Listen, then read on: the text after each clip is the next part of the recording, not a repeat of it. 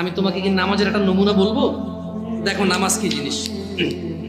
আল্লাহু আকবার বললে, তুমি সানা পড়লে, আউযু বিল্লাহ পড়লে, বিসমিল্লাহ পড়লে, আলহামদুলিল্লাহি রাব্বিল আলামিন মানে সূরা ফাতিহা পড়লে, সঙ্গে যে কোনো একটা সূরা হইলেই হলো, সঙ্গে যে কোনো সূরার বড় একটা আয়াত হইলে হইলো, অথবা ছোট ছোট তিনটা আয়াত হলে চলবে। আমি কি তোমাকে ছোট তিনটা আয়াত পড়ে শোনাবো? আউযু বিল্লাহি মিনাশ শাইতানির রাজীম। ওয়াল মুরসালাতি উরফা ফাল আসিফাতি আসফা। দুই আয়াত হয়ে গেছে। আল্লাহু আকবার। এরকম ছোট্ট তিনটা আয়াত পড়লেই হলো।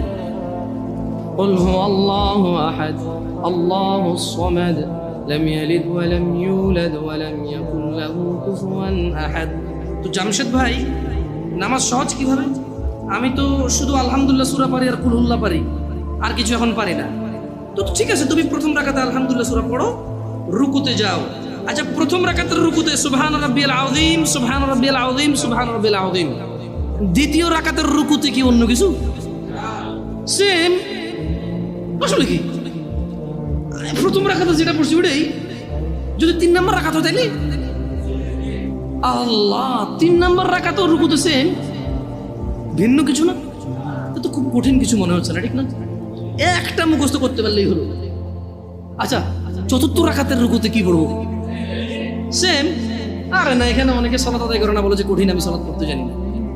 ইয়া বেতাকাবাসী, মাররা সাহেল, একদম সহজ, ওয়াল্লাহি একদম সহজ।